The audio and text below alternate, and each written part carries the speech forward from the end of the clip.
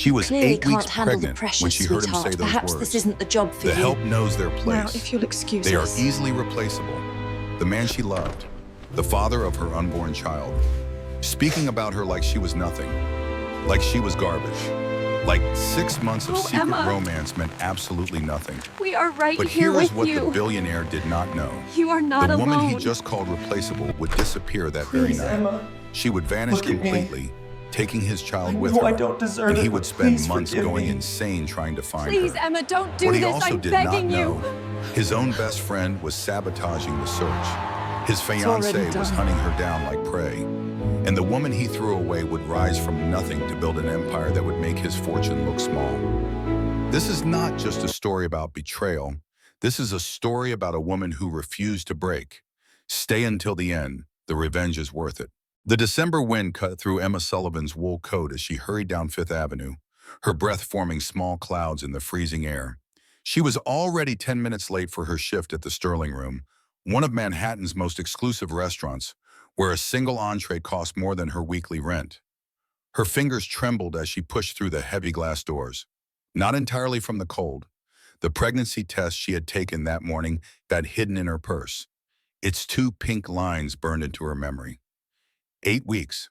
The doctor had confirmed it yesterday, though Emma had suspected for nearly 2 weeks. The nausea, the exhaustion, the way her uniform pants were already feeling snug around her waist. She was going to be a mother, and the father had no idea. Emma rushed to the staff locker room, changing quickly into her black dress and white apron. Her reflection in the mirror showed dark circles under her green eyes. Her auburn hair pulled back in a neat bun that took her 3 tries to get right with her shaking hands. She looked tired, scared, and completely alone. Tonight was Christmas Eve. Tonight, after his dinner meeting, she was going to tell Jackson Rivera that he was going to be a father. The Sterling Room hummed with the usual pre-holiday crowd. Crystal chandeliers cast warm light over tables draped in white linen, where Manhattan's elite celebrated the season with champagne and caviar. Emma had worked here for 3 years, saving every tip, every extra shift, dreaming of finishing her business degree at night school. Those dreams felt impossibly far away now. Her co-worker Danny intercepted her near the kitchen doors. He was the only person at work she considered a real friend, always ready with a joke or a shoulder to lean on. Danny tilted his head, studying her face with knowing eyes. "Girl, you are either pregnant or in love. Either way, someone is in trouble." Emma laughed nervously, her hand moving instinctively toward her stomach before she caught herself. "Maybe both." Danny's eyebrows shot up. "Wait, seriously?" He lowered his voice. "Is it the billionaire? Table 12 guy?" Emma nodded, unable to hide her anxiety. "I am telling him tonight." After his dinner, Danny grabbed her arm gently. "You know what my mama always said? Never tell a man life-changing news in public. You need to see his real face, not his polite face." "I know." Emma smoothed her apron. "That is why I am waiting until after." She spotted him immediately when she stepped onto the floor. Jackson Rivera sat at table 12, his usual spot by the window. Even from across the dining room, he commanded attention.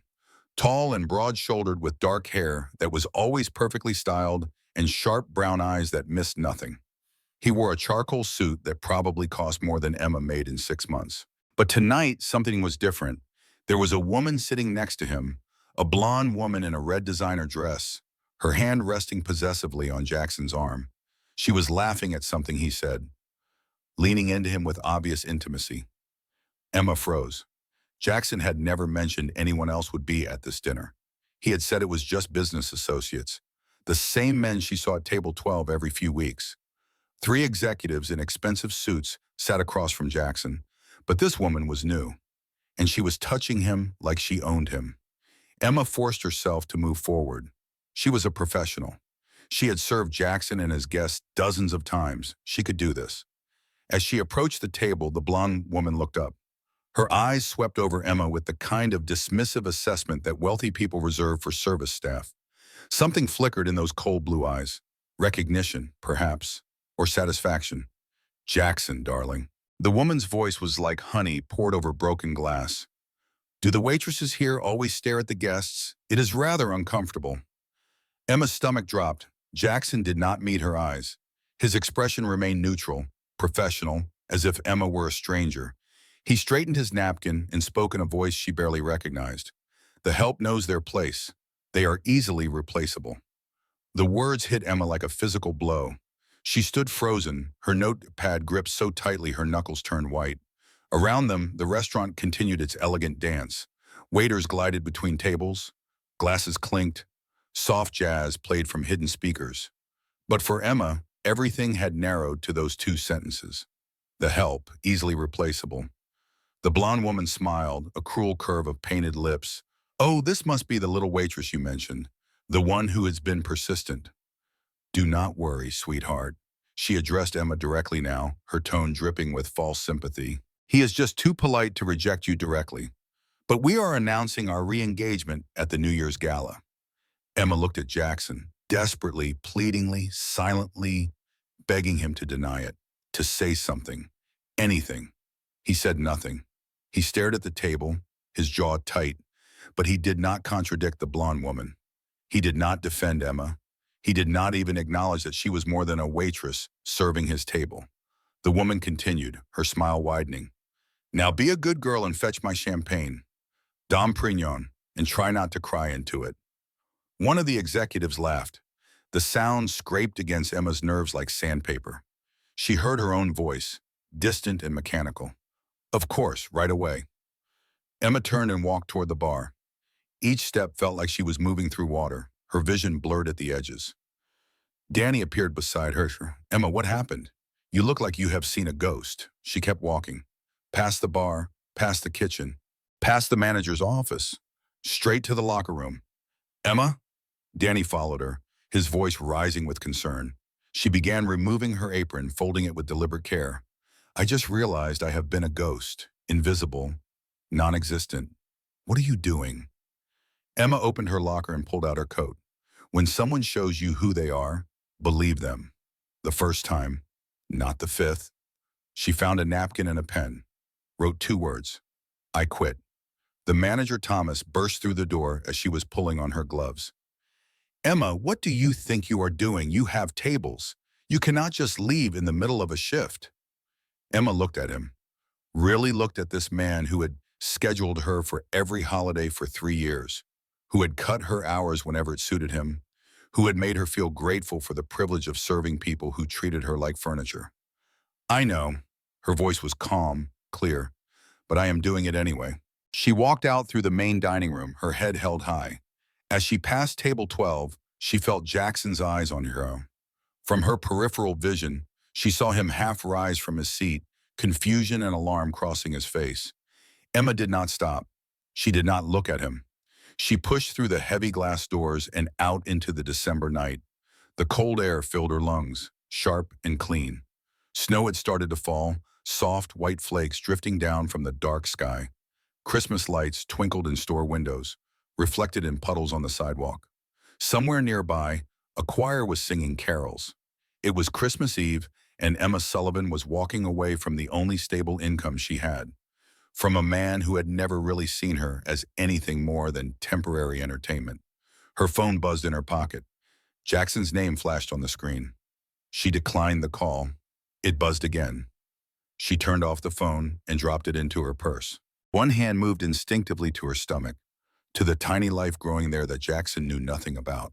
She had no plan, no savings, no idea how she was going to support herself and a baby. But she knew with absolute certainty that she was done being replaceable, done being someone's secret, done settling for crumbs when she deserved the whole feast.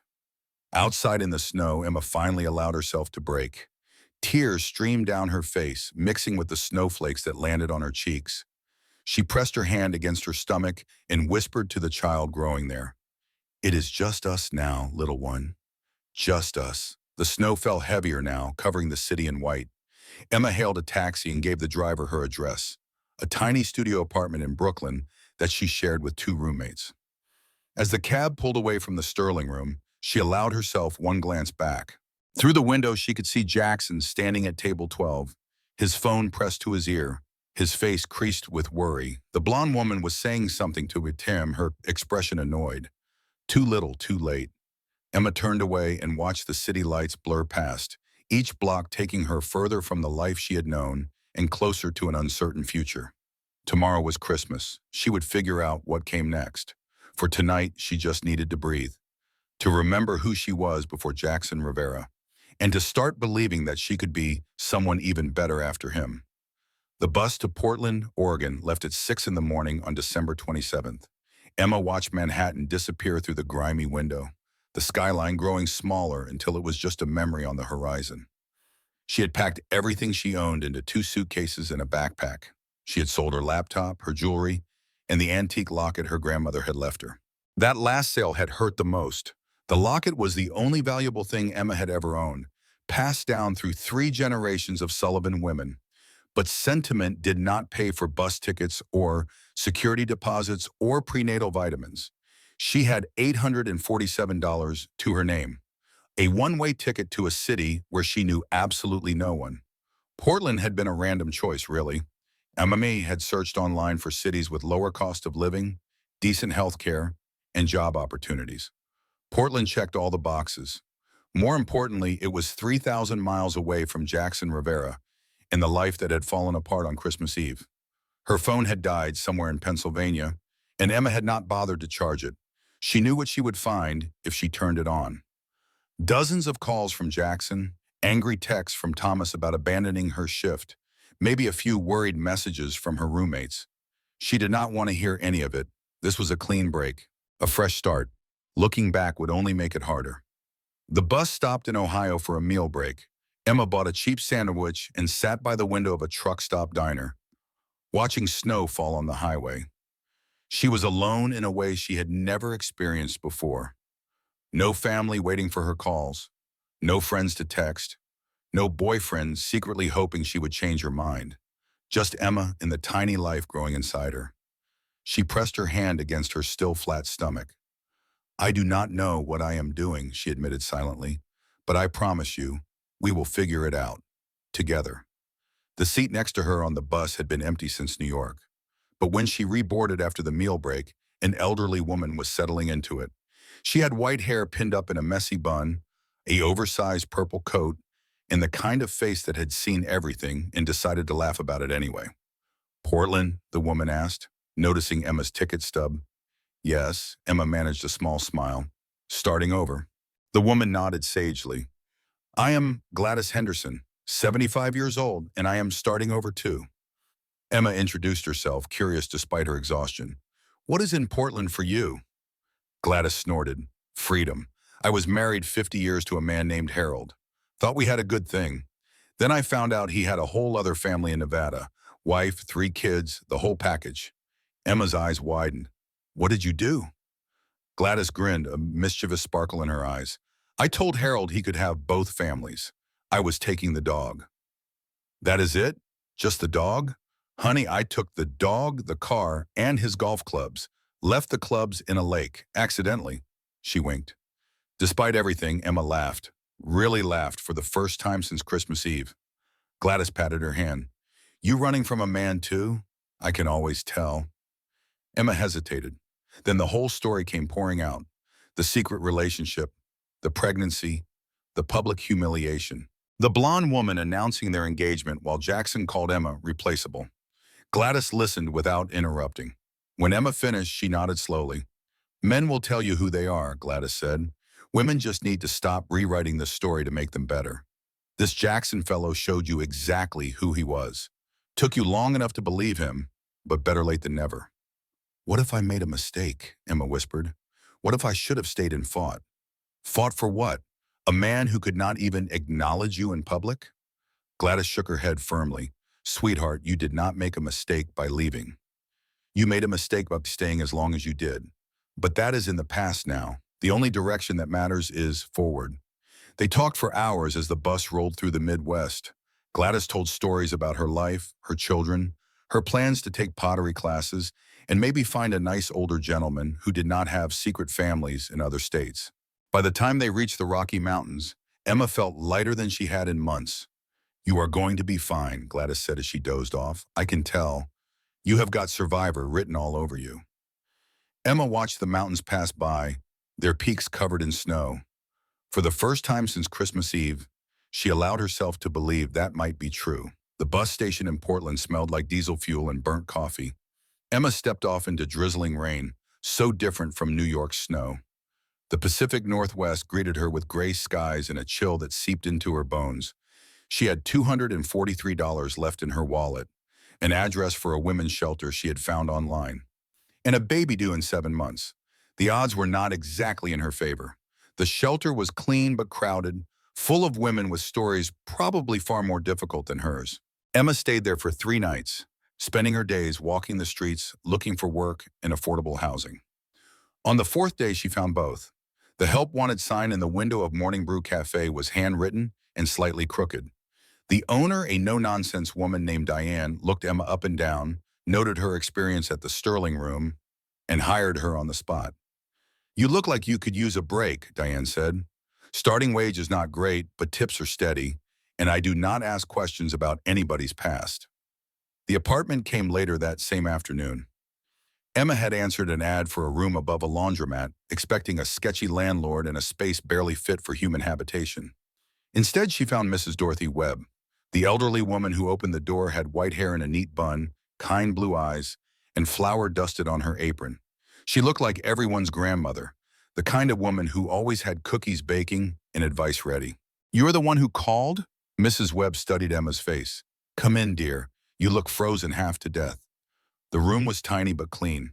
One window overlooking the street, a radiator that clanked but worked, a bathroom barely big enough to turn around in. The rent was $600 a month, more than Emma could afford. "I can only pay $400 right now," Emma admitted, her voice catching. "I just started a new job. I understand if you need someone who can pay the full amount." Mrs. Webb's eyes traveled down to Emma's midsection.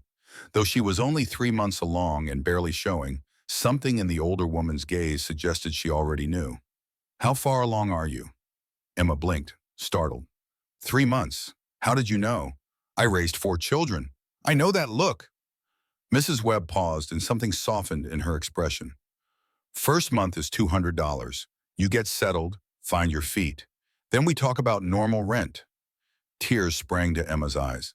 "Why would you do that for a stranger?" "Because 40 years ago, I was a pregnant girl with no money and no family. A woman named Ruth gave me a chance when no one else would." Mrs. Webb smiled gently. "I have been waiting a long time to pass that kindness along."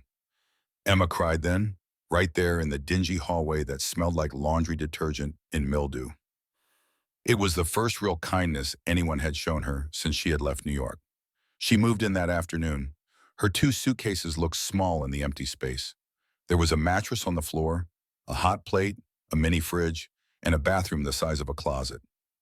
It was perfect. That night, lying on the mattress and listening to the rain against her window, Emma made a promise to herself and to the baby growing inside her.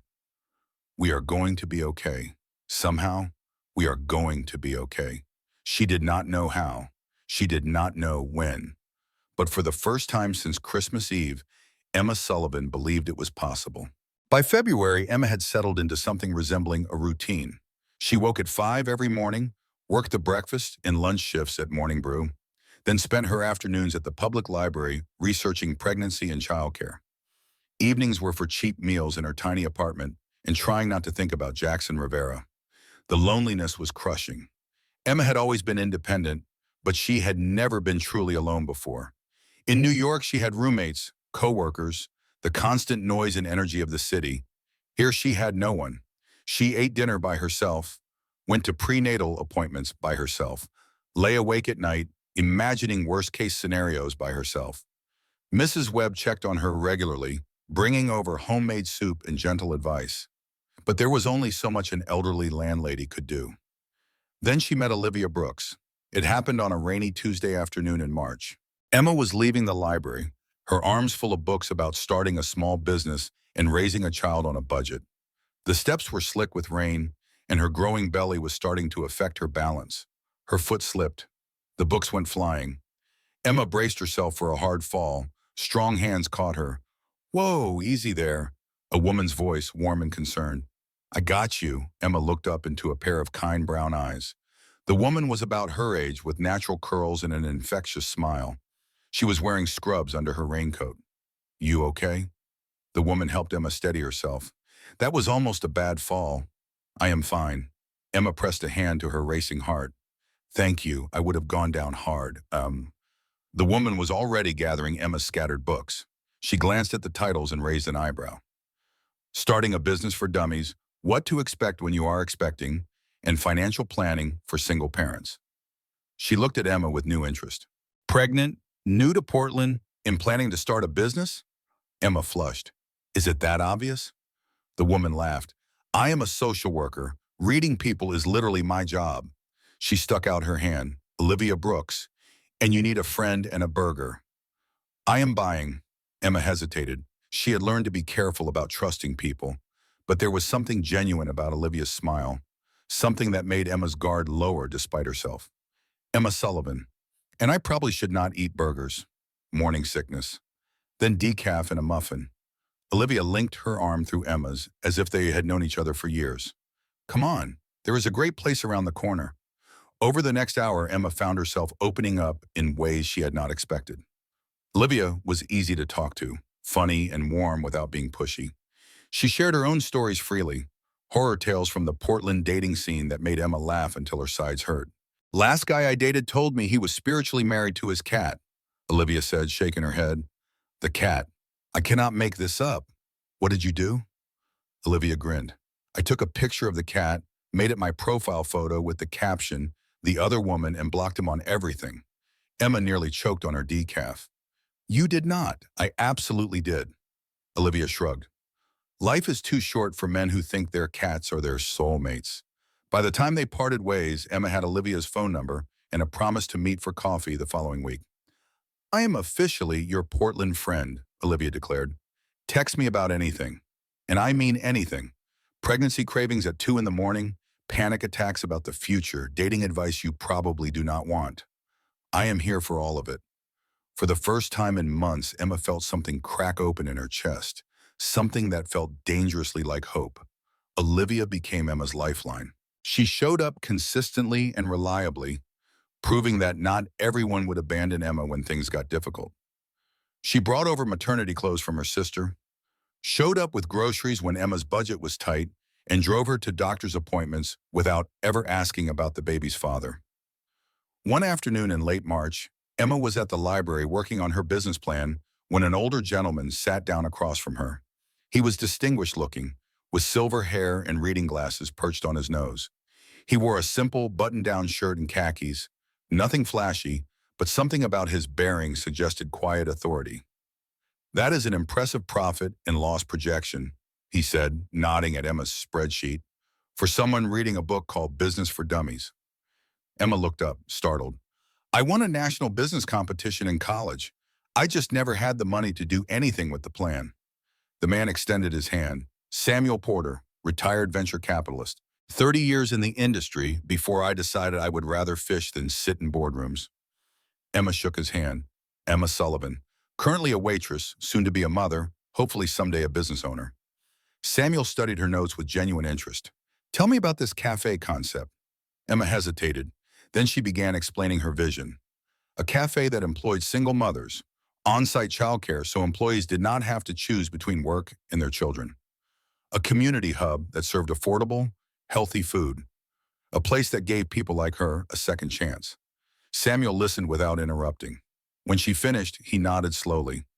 You have thought this through. The financials are solid. The social mission is compelling. He removed his reading glasses and looked at her directly. You need a mentor. I cannot afford to pay anyone, Emma said quickly. Samuel smiled. Good thing I am retired and bored. He pulled out a business card and slid it across the table. I have contacts in the Portland investment community. People who like backing businesses with strong social impact. Let me make some introductions. Emma stared at the card. Why would you help me? You do not even know me. Samuel stood, tucking his glasses into his pocket. I have spent 30 years watching people with money make more money. Now I would rather help people with good ideas make a difference. He paused at the end of the table. And I know talent when I see it.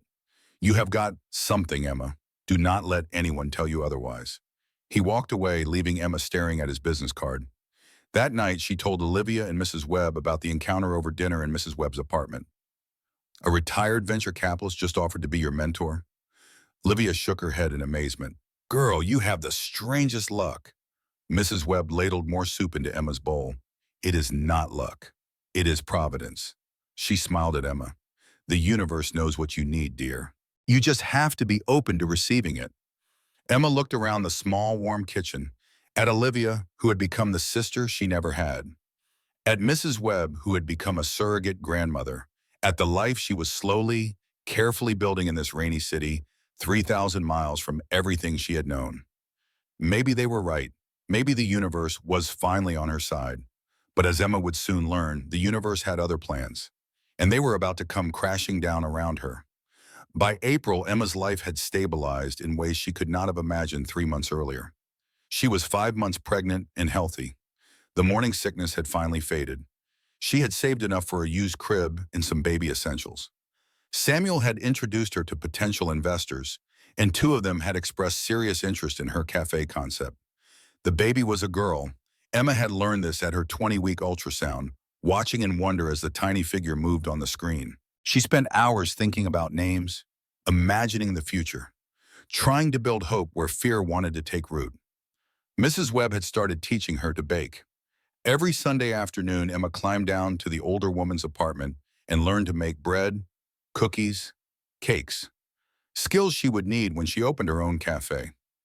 You have good hands, Mrs. Webb told her one afternoon as Emma kneaded dough. Patient and strong.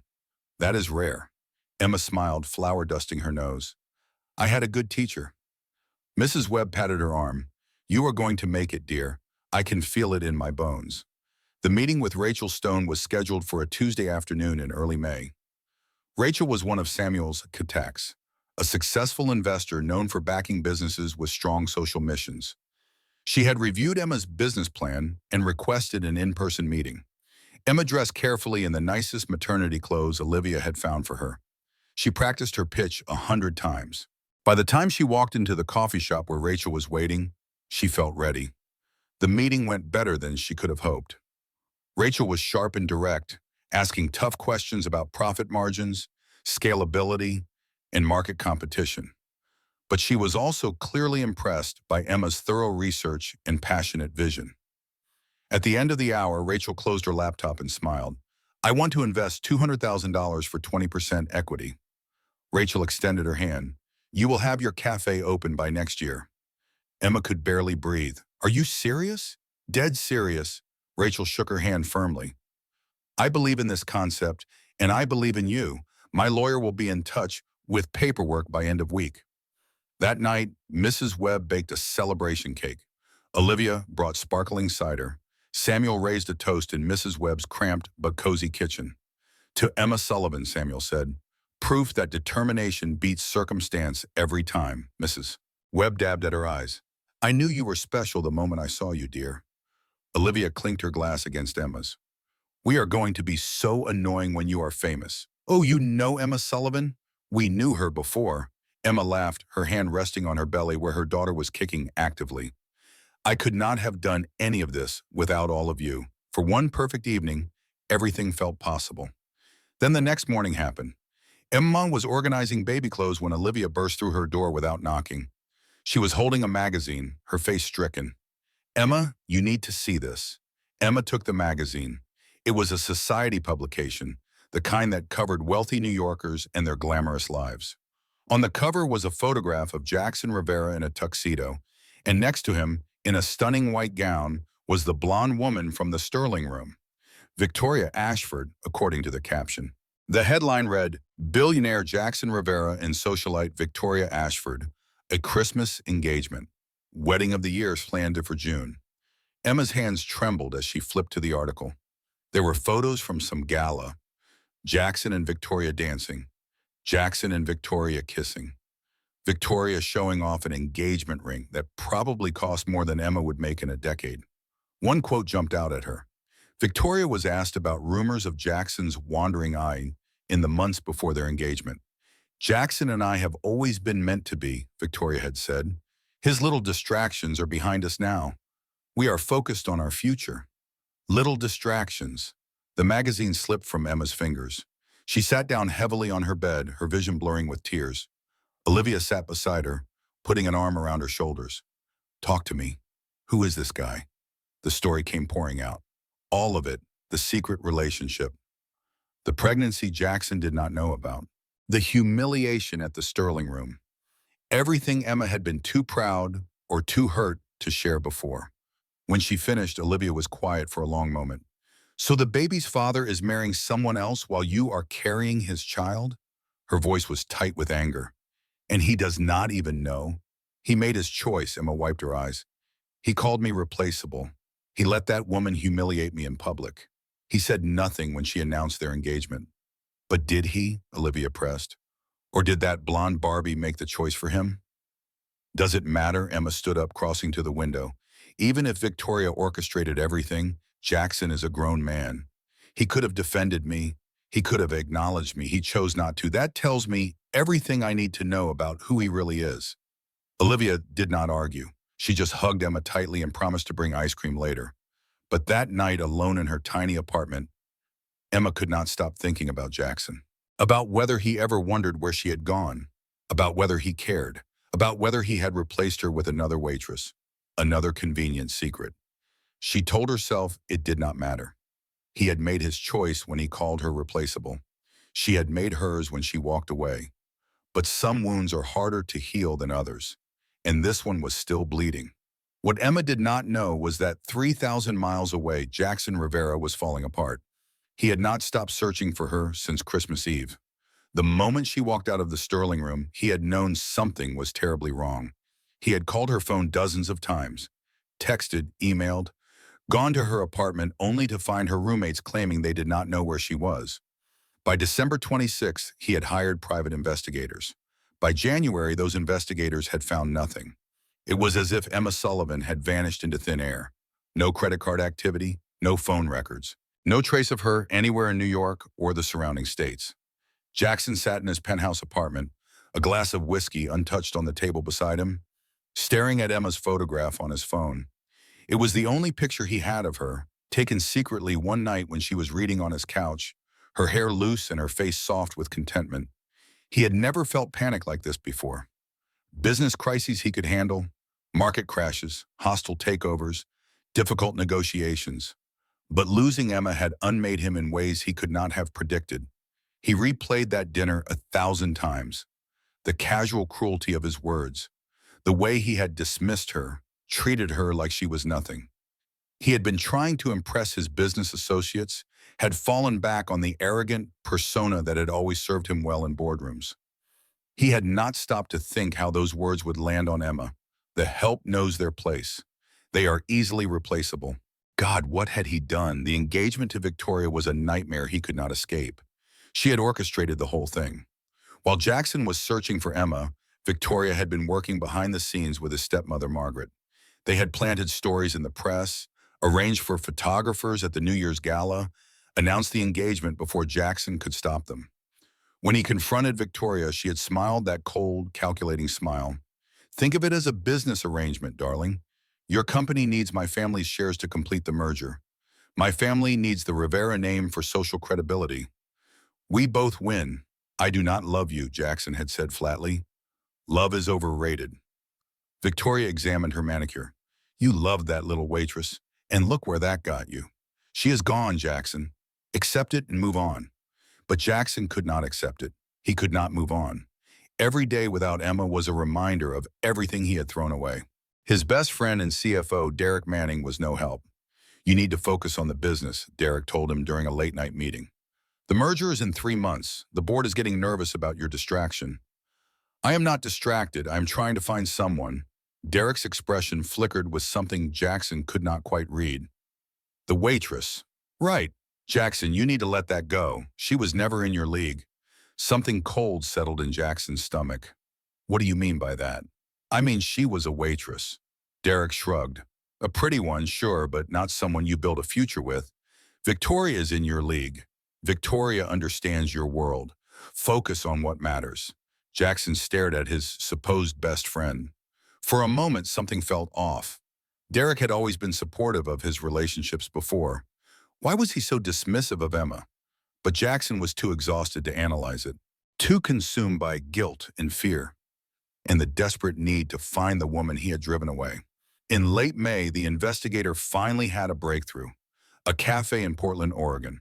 A pregnant woman matching Emma's description had been working there for months. Jackson stared at the investigator's report. His hands were shaking. Pregnant, very pregnant, according to witnesses. The timeline clicked into place with sickening clarity. 8 months since Christmas, Emma had been pregnant when she walked out. She had been carrying his child, and he had called her replaceable. Jackson confronted Derek that same afternoon. "You told me the investigators found nothing for months. You lied." Derek's face went pale. "Jackson, I was trying to protect you.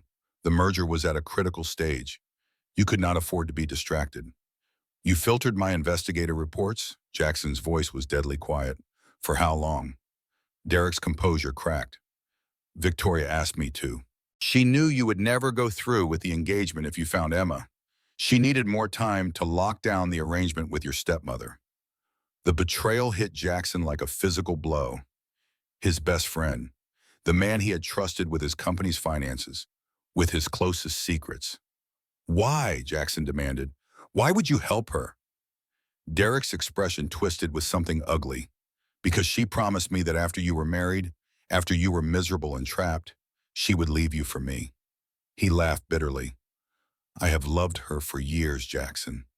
Years. And she only ever wanted you." Jackson stared at him. "Get out. Get out of my building. Get out of my company. And get out of my life." Security escorted Derek from the premises within the hour. But Jackson did not stay to watch. He was already on his way to the airport. Portland, Oregon. Emma was there. She was pregnant with his child, and he was going to find her, even if it took everything he had. In Portland, Emma was watching her carefully constructed life collapse. It started with a phone call the morning after her celebratory dinner. Rachel Stone's voice was cold, nothing like the warm investor who had shaken Emma's hand 2 days earlier. "I am withdrawing my offer." Emma gripped the phone, her heart plummeting. "What? Why?" "I received information that you are a fraud." Rachel's tone was clipped, professional, final. "Apparently you stole this business plan from your former employer, and you have a criminal record for theft." Emma's blood ran cold. "That is not true. None of that is true. I have documentation, court records, employment complaints. I do not know what your game is, Emma, but I will not be part of it. And I will be sharing this information with other investors in my network." She paused. "Do not contact me again."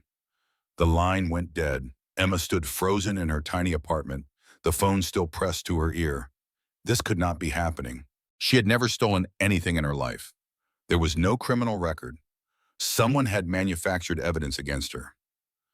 But who? The answer came 2 days later when she was fired from Morning Brew. Diane called her into the back office, her face troubled. "Emma, I got an anonymous complaint this morning. Someone sent me what they say are court documents showing you have a criminal history. That is fake." Emma's voice cracked. "Someone is lying about me.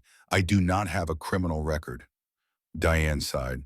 "I believe you, but I cannot ignore this. If it got out that I was employing someone with a record, even a fake one, it could destroy my business." She squeezed Emma's hand. "I am sorry, I really am. But I have to let you go."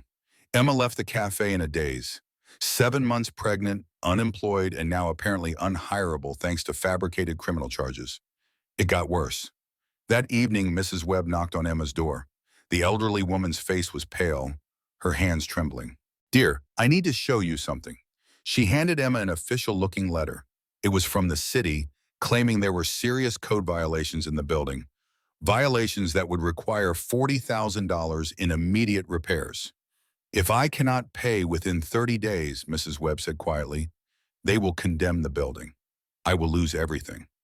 Emma read the letter with growing horror. The violations listed were absurd, things that would have been caught in any routine inspection years ago, things that did not actually exist.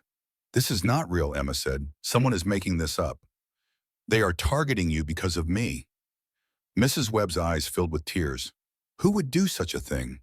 Emma thought about Rachel Stone's cold voice, the anonymous complaint to Diane, the threatening letter to Mrs. Webb. Someone with money, someone with connections, Someone who wanted Emma destroyed so completely that she could never recover. Someone like Victoria Ashford.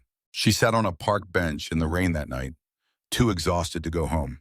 7 months pregnant, no job, no investment, her friends being targeted because of their connection to her. Olivia found her there an hour later, soaked to the bone. "Emma, how long have you been here?" Emma looked up. Her eyes were hollow, defeated. "I cannot fight anymore, Liv. I have nothing left. Everyone who helps me gets hurt." Olivia sat down beside her, ignoring the rain soaking through her coat. "Emma Sullivan, you listen to me. Whoever is doing this to you just proves something important." "What?" "You scare them." Olivia grabbed her shoulders. "You are a threat. Powerful people do not destroy nobodies. They destroy competition." "I am not competition," Emma whispered. "I am just a waitress trying to start a cafe. You are a pregnant woman who walked away from a billionaire and started building a life without him." Olivia's voice was fierce. "You are proof that he did not break you. That whoever this Victoria woman is cannot control everything. And that terrifies them." A figure appeared through the rain. Mrs. Webb holding an umbrella, her white hair plastered to her head. "There you are." She hurried toward them. "I have been looking everywhere." Emma started to apologize, but Mrs. Webb cut her off. "Dear girl, I have survived the depression, 3 recessions, and a husband who could not cook toast without starting a fire. I am not losing my building to some anonymous coward." She helped Emma to her feet. "We are going to fight." Something shifted in Emma's eyes. The numbness began to crack. In its place, something harder emerged. She thought about the baby growing inside her, about the life she was trying to build, about all the people who wanted her to fail, to disappear, to accept that she was nothing more than a replaceable waitress. No, she was done running, done hiding, done letting other people define her worth. If Victoria Ashford wanted a war, Emma would give her one. What Emma did not know was that 3,000 miles away, Jackson Rivera was destroying himself. He had not slept more than 4 hours a night since Christmas Eve. He had lost 15 pounds. His board members whispered about his erratic behavior. His stepmother, Margaret, told anyone who would listen that he was having a breakdown. She was not entirely wrong. The night Emma walked out of the Sterling room, something inside Jackson had shattered. He had watched her push through those doors, her head held high despite everything, and he had known with absolute certainty that he had just lost the only person who had ever truly mattered to him. He had called her phone 63 times that first night, texted until his fingers ached, drove to her apartment at 2 in the morning, pounding on the door until her roommates threatened to call the police. She was not there. She was already gone. By December 26, Jackson had hired the best private investigators money could buy. By January, they had found nothing. It was as if Emma Sullivan had ceased to exist. Jackson sat in his penthouse apartment, surrounded by empty whiskey bottles and unanswered emails, staring at the only photograph he had of Emma. He had taken it secretly one night while she was reading on his couch, her hair loose, her face soft with contentment. He had been so afraid to let anyone see him with her, so terrified of what his board, his stepmother, his so-called friends would think if they knew he was in love with a waitress. And now she was gone. His cowardice had cost him everything. The engagement to Victoria was a nightmare that grew worse every day. She had orchestrated the entire thing while Jackson was falling apart, working with Margaret behind his back, planting stories in the press, arranging photographers at the New Year's gala. By the time Jackson realized what was happening, the announcement was already on the front page of every society magazine in New York. When he confronted Victoria, her response chilled him to the bone. Think of it as a business arrangement. She examined her manicure with studied indifference. "Your company needs my family's shares. My family needs the Rivera name. We both benefit." "I do not love you," Jackson said flatly. "I will never love you." Victoria smiled, that cold, calculating smile that he was beginning to realize masked something truly dangerous. "Love is for waitresses and dreamers, darling. We are better than that." She leaned closer, her voice dropping to a whisper. "Besides, your little Emma is gone, vanished, almost like someone made sure she could never be found." Jackson's blood ran cold. "What did you do?" Victoria laughed and walked away without answering. That night, Jackson tore his penthouse apart looking for evidence that Victoria had interfered with his search for Emma. He found nothing, but the suspicion had taken root, and it would not let go. His best friend Derek was worse than useless. "You need to focus on the merger," Derek said during every conversation. "The board is getting nervous. Victoria's family controls 15% of our shares. Just play along for a few more months." "I am not playing along with anything." Jackson's voice was dangerous. "I need to find Emma." Derek's expression flickered. Something cold passed behind his eyes. There and gone so quickly, Jackson almost missed it. "The waitress is gone, Jackson. Accept it. She was never in your league anyway." Jackson stared at his supposed best friend. There was something wrong here. Something he could not quite identify, but he was too exhausted, too consumed by guilt and fear, to analyze it properly. That would prove to be a costly mistake. In late May, the breakthrough finally came. Jackson's lead investigator called at 3 in the morning. He had traced Emma to Portland, Oregon. A pregnant woman matching her description had been working at a small cafe for months. Jackson sat up in bed, his heart pounding. "Pregnant, very pregnant," the investigator confirmed. "Due any week now, according to witnesses." The timeline crashed through Jackson's mind like a freight train. 8 months since Christmas. Emma had been pregnant when she walked out. She had been carrying his child, and he had called her replaceable. He had sat there while Victoria humiliated her. He had said nothing, done nothing. Let the woman he loved walk out into the snow alone and pregnant, because he was too much of a coward to stand up for her. Jackson threw up in his bathroom for 20 minutes. Then he made a phone call. Derek answered on the 5th ring, his voice groggy. "Jackson, it is 3 in the morning. You filtered my investigator reports." Jackson's voice was deadly calm. "The woman I love has been in Portland for 8 months, pregnant with my child, and you made sure I would never find her." Silence on the other end of the line. "How long?" Jackson demanded. "How long have you been working with Victoria?" When Derek finally spoke, his voice had changed. The friendly mask was gone, replaced by something bitter and ugly. "Since the beginning. Since before you even met that waitress. Victoria and I have been planning this for years." "Planning what?" "Your destruction." Derek laughed, a harsh sound that made Jackson's skin crawl. "You have always had everything, Jackson. The company, the money, the women. Victoria was supposed to be mine. We grew up together. I loved her since we were teenagers, but she only wanted you. So you helped her trap me into a fake engagement? I helped her eliminate the competition." Derek's voice turned vicious. "That waitress was going to ruin everything. Victoria saw how you looked at her. She knew you were falling in love. So we made Emma disappear." The rage that flooded through Jackson was unlike anything he had ever experienced. "What did you do to her?" "Nothing permanent. Yet." Derek chuckled. "But Victoria has been very thorough. By now, your precious Emma's reputation is destroyed. Her business opportunities are gone. Everyone who tried to help her has been targeted. She has nothing left." Jackson's hand tightened on the phone until the case cracked. "You are finished," he said quietly. "Both of you." He hung up before Derek could respond. 20 minutes later, security escorted Derek Manning from Rivera Technologies headquarters in handcuffs. Jackson had called the FBI himself, providing evidence of corporate espionage and securities fraud that would keep Derek in prison for years. But Jackson was not finished.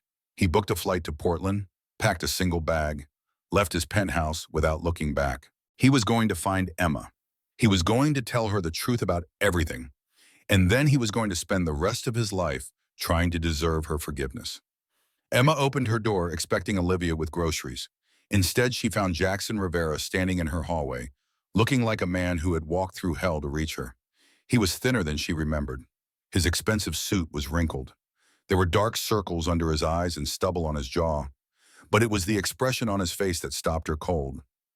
He looked broken, shattered, like everything that had once made him arrogant and untouchable had been stripped away, leaving only raw, desperate need. "Hello, Emma." His voice cracked on her name. Emma's first instinct was to slam the door. Her second was to scream at him until her throat was raw. Her third was to collapse into his arms and pretend the last 8 months had never happened. She did none of these things. No, she started to close the door. Jackson caught it with his hand. Please, I know I do not deserve anything from you. I know I hurt you in ways I can never fix. But please, just let me explain. There is nothing to explain. Emma's voice was ice. You made your choice. You called me replaceable. You sat there while that woman humiliated me. You said nothing. I know. Tears spilled down Jackson's face. Emma had never seen him cry before. It was the worst moment of my life. I was a coward. I let my fear of what others thought destroy the only thing that mattered. His eyes dropped to her belly, the very pregnant, very obvious belly that Emma had tried to hide behind the door. Is it mine? Emma could have lied. She could have sent him away, protected herself and her daughter from this man who had broken her heart so completely. But she had never been good at lying. Yes, it is yours, but that does not change anything. It changes everything. Jackson's voice broke. Emma, I have been searching for you since Christmas Eve. Victoria and Derek, they hid the investigator reports.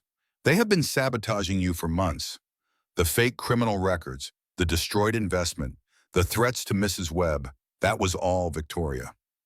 Emma froze. How do you know about Mrs. Webb? I know everything. Jackson stepped closer. I know Victoria hired hackers to fabricate a criminal record. I know she got you fired. I know she threatened your landlady's building. I have spent the last week gathering evidence, and I have turned it all over to the FBI. The FBI, Victoria was arrested this morning. So was Derek. Jackson's jaw tightened. They are facing federal charges for fraud, identity theft, harassment, and corporate espionage. They will both be in prison for years. Emma leaned against the door frame, her head spinning. This was too much information. Too fast. Victoria arrested, Derek arrested. Jackson standing in her hallway crying, telling her everything she had believed about the last 8 months was wrong. Why should I believe you? Because I have proof. Jackson pulled out his phone, showed her news articles, arrest records, FBI statements. Because I am not asking you to take me back. I am not asking for anything except the chance to prove that I have changed. People do not change, Emma said quietly. You are right, Jackson put his phone away. The man I was does not deserve you. He never did. But I am not that man anymore. And I am going to prove it, whether you give me another chance or not. He reached into his jacket and pulled out an envelope. Inside were documents, legal documents. I resigned as CEO of Rivera Technologies this morning, Jackson said. I transferred my shares to a charitable trust. I am moving to Portland permanently. I bought a house 3 miles from here. Nothing fancy, 3 bedrooms, a yard. Emma stared at him. You gave up your company. My company was killing my soul. Jackson's voice was raw. I built it to prove I was worth something. But somewhere along the way, I forgot that money and power do not make you worthy of anything. You taught me that, Emma. When you walked out of that restaurant with nothing but your dignity, you showed me what real strength looks like. Emma felt tears burning in her eyes. She refused to let them fall. This does not fix anything, she said. I know. Jackson stepped back, giving her space. I am not asking you to forgive me. I am telling you that I am going to be here. I am going to be a father to our daughter, and I am going to spend the rest of my life trying to become someone who deserves to stand beside you. He turned to leave. At the stairs, he paused and looked back. I love you, Emma. I have loved you since the first night we talked about your dreams.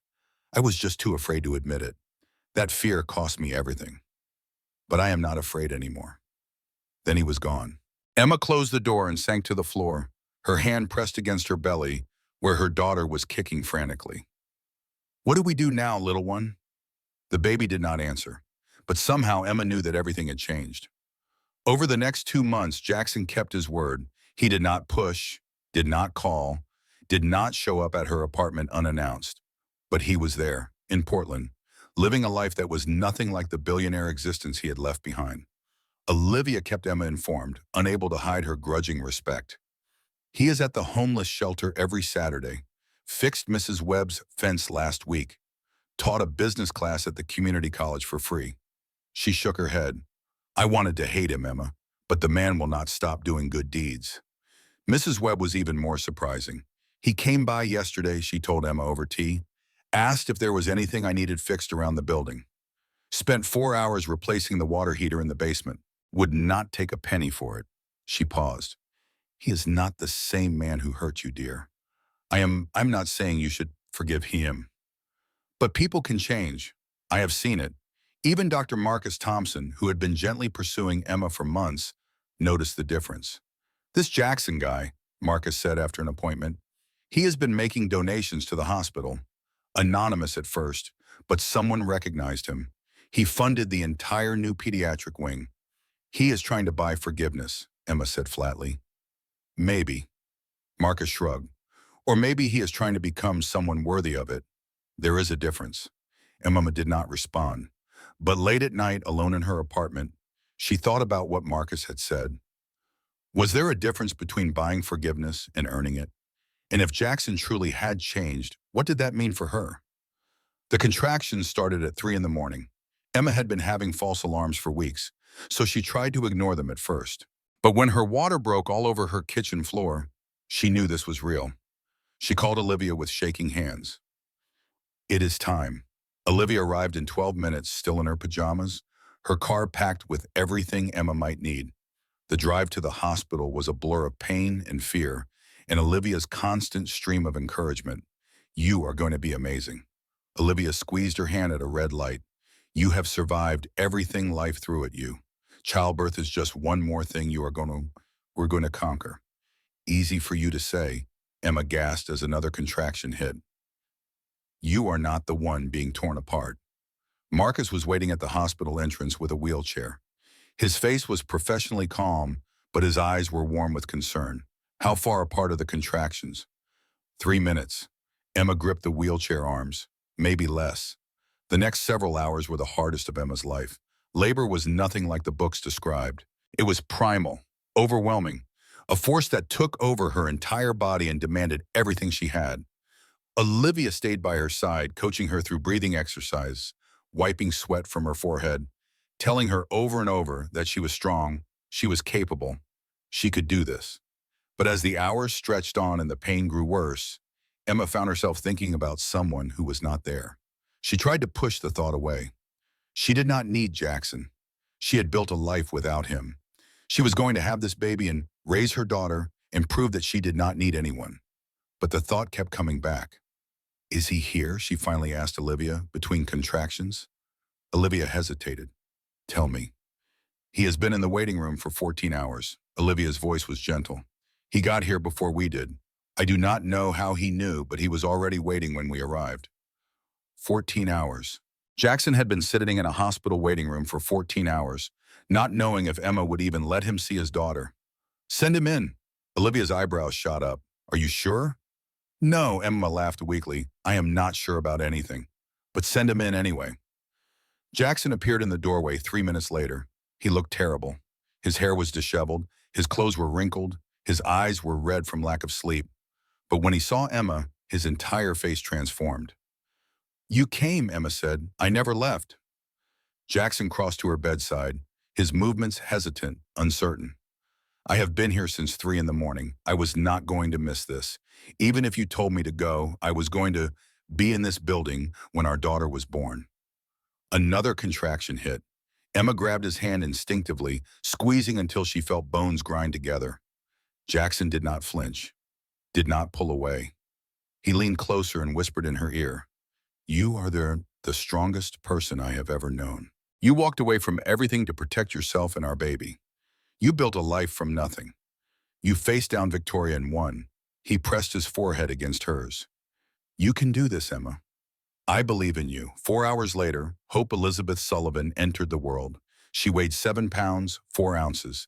She had a crown of dark hair and her mother's green eyes. Her cry was loud enough to wake every patient in the maternity ward. She was perfect. The nurse placed Hope in Emma's arms, and everything else disappeared. The pain, the exhaustion, the complicated mess of the last 8 months, all of it faded away in the face of this tiny, miraculous person. Hello, little one, Emma whispered. I have been waiting so long to meet you. Jackson stood beside the bed, tears streaming down his face. He made no move to touch either of them, waiting for permission. Emma looked at him, really looked at him, for the first time since Christmas Eve. This was not the arrogant billionaire who had called her replaceable. This was a man who had given up everything, his company, his status, his fortune for the chance to prove he had changed.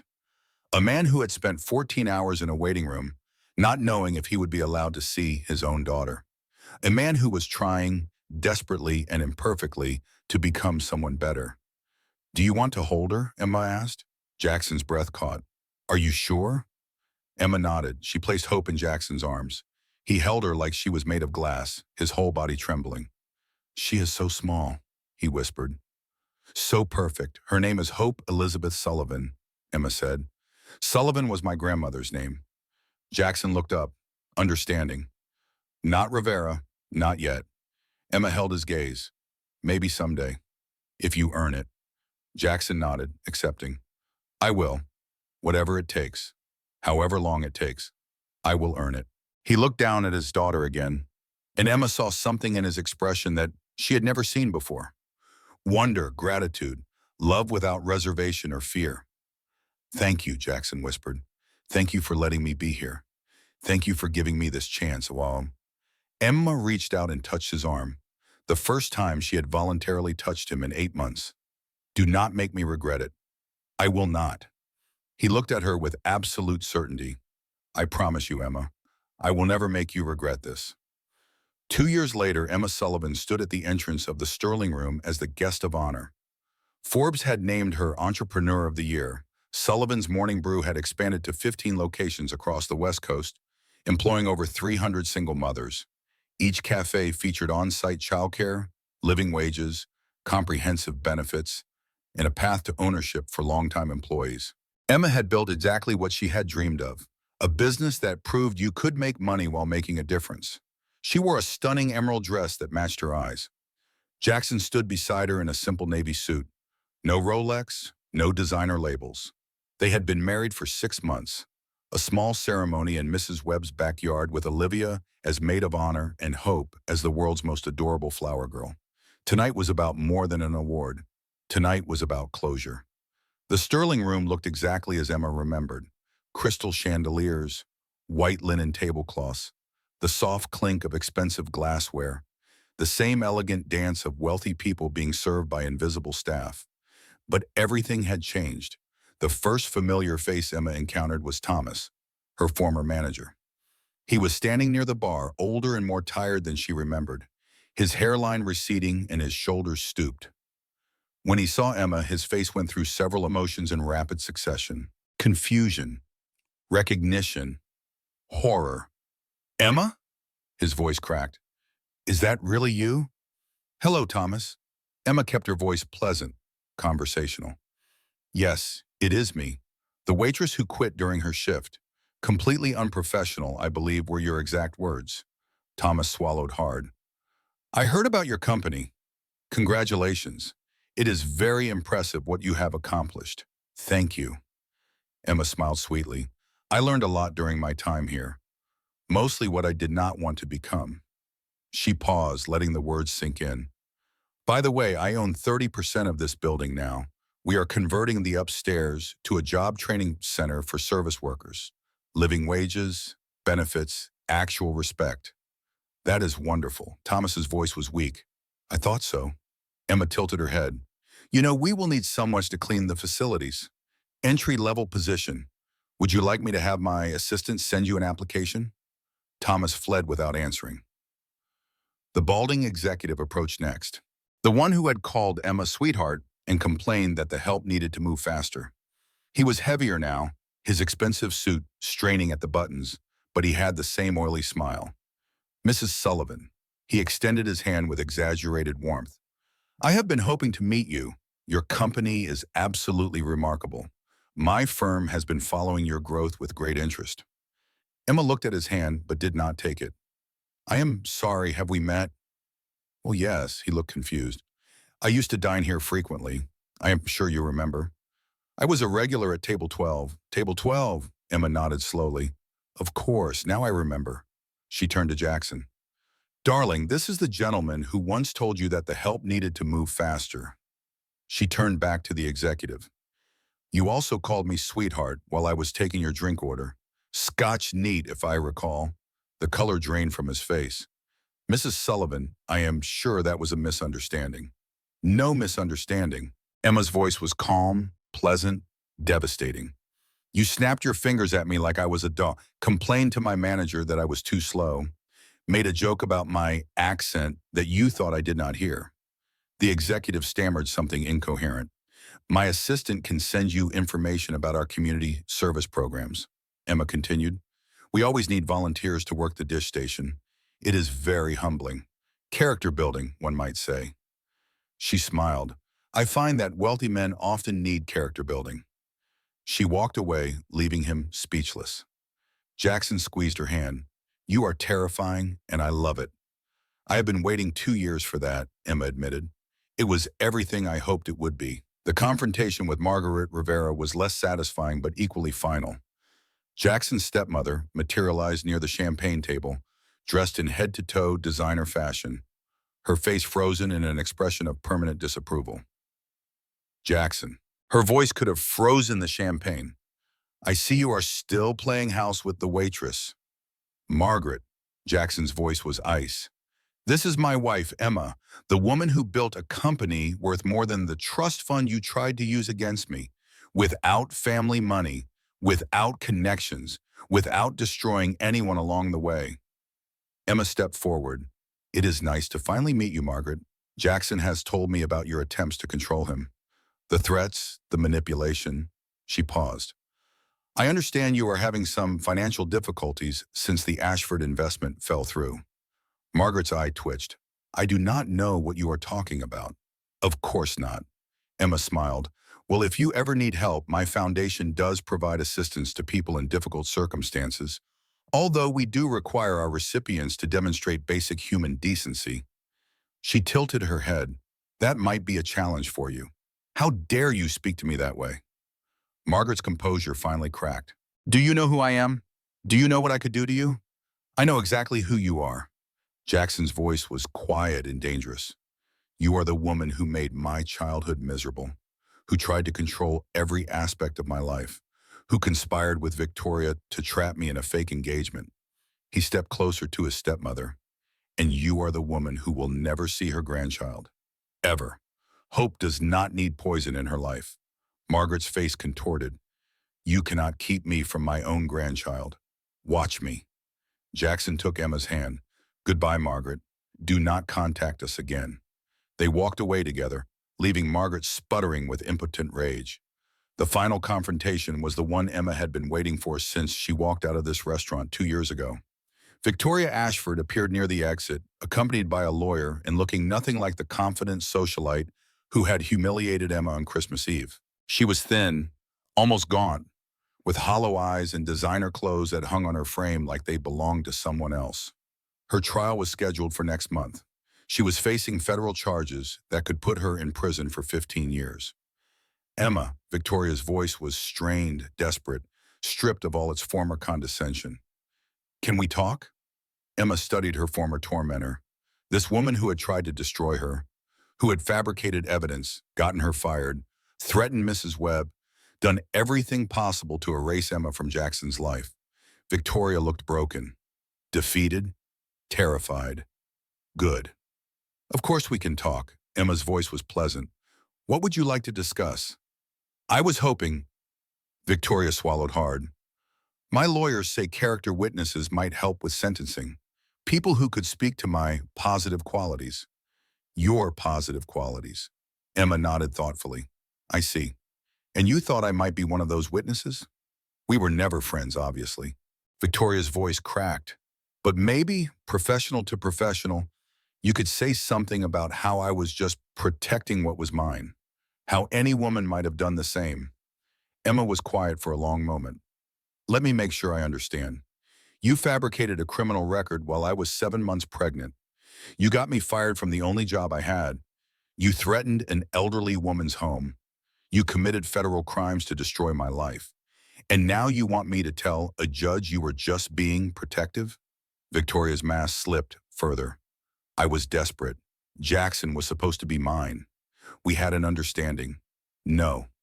Jackson stepped forward. We did not. There was never anything between us except your delusions and my stupidity for not stopping you sooner. He put his arm around Emma. You tried to destroy the woman I love. You almost succeeded, and now you want her to save you? Please. Victoria's composure shattered completely. I cannot go to prison. My family is ruined. My reputation is gone. Everything I had is destroyed. Emma looked at her, really looked at this woman who had tried so hard to break her. For a moment, she felt something that might have been pity. Then she remembered Mrs. Webb's trembling hands, the terror in the elderly woman's eyes when she thought she was going to lose her building, the months of desperation, of not knowing how she would feed herself or her baby. The pity evaporated. I will be at your trial, Emma said calmly, testifying in detail about everything you did. Please. Victoria was openly crying now. I am begging you. You should have thought about that before you tried to destroy a pregnant woman's life. Emma stepped closer, lowering her voice so only Victoria could hear. You called me a distraction, a little waitress, replaceable. Victoria flinched. I was never replaceable, Emma continued. I was the woman who walked away with nothing and built everything. I was the woman who survived your worst and came out stronger. She smiled, cold and final. And you are the woman who will have 15 years in federal prison to think about that. She turned and walked away, Jackson beside her. Behind them, Victoria collapsed into her lawyer's arms, sobbing. That night, back in Portland, Emma sat by the Christmas tree in their living room. It was Christmas Eve again. 4 years since she had walked out of the Sterling room. 4 years since her life had fallen apart and been rebuilt into something stronger. Hope was asleep upstairs. Mrs. Webb was in the guest room, snoring softly. Olivia had gone home after dinner, promising to return for Christmas breakfast. Jackson sat beside Emma, watching the fire crackle in the hearth. Do you ever think about that night? He asked quietly. Walking out of the restaurant? Every day, Emma admitted. It was the most terrifying thing I have ever done. And the bravest. Emma looked at him. At this man who had broken her heart and then spent 2 years putting it back together. Who had given up everything for the chance to prove he had changed. Who showed up, consistently and reliably, for every moment that mattered. Can I tell you something? She said. Anything. That night, walking out into the snow, I had never felt more alone in my entire life. She reached for his hand, but I also felt free. For the first time in my life, I knew my own worth. I knew that I deserved better than crumbs, that I would rather have nothing than accept being treated as less than. Jackson squeezed her hand. You taught me what real strength looks like. I will never forget that. They sat in comfortable silence for a moment. Then Jackson pulled a small box from his pocket. Emma raised an eyebrow. We are already married. I know. Open it. Inside was an antique locket, her grandmother's locket, the one she had sold for bus fare 4 years ago. Emma's breath caught. How did you find this? It took 2 years to track down, Jackson said, softly. The pawn shop had sold it to a collector in Chicago, who sold it at auction in London. I finally tracked it to an estate sale in Vermont. He paused. I have had it for 6 months, waiting for the right moment. Emma opened the locket with trembling hands. Inside, where her grandmother's photo used to be, was a tiny picture of hope. Your grandmother started the Sullivan legacy, Jackson said. Our daughter continues it, and you are the bridge between them, the strongest link in a chain of strong women. Tears streamed down Emma's face. For the first time in 4 years, they were tears of pure joy. Thank you, she whispered. Thank you. Jackson pulled her close. Thank you for walking away. Thank you for building something beautiful. Thank you for letting me earn my way back. Emma rested her head against his shoulder, listening to his heartbeat, watching the snow fall outside their window. She thought about this scared pregnant woman who had climbed on a bus to Portland with nothing but hope and determination. That woman had been stronger than she knew. She had surrendered, built a business, found her worth, created a family, and she had done it on her own terms. Merry Christmas, Jackson, Emma whispered. Merry Christmas, Emma. Upstairs, hope stirred in her sleep. Both parents smiled at the sound. Do you want to check on her? Emma asked. Jackson stood and offered his hand. Together? Together. They climbed the stairs hand in hand, partners in every sense of the word. Proof that sometimes the worst moments of our lives lead to the best. That walking away can be the first step toward finding ourselves. That people can change if they are willing to do the work. But the real proof was simpler than that. The real proof was Emma Sullivan, mother, wife, entrepreneur, survivor, a woman who had refused to be replaceable, and she was just getting started. And that is Emma's story, a woman who walked away with nothing and built everything. If this story touched you, if you felt her pain, celebrated her victories, or wished you could tell Victoria exactly what you thought of her, do me a small favor. Hit that subscribe button. Leave a comment telling me which moment gave you chills. And share this with someone who needs to hear that they are never replaceable.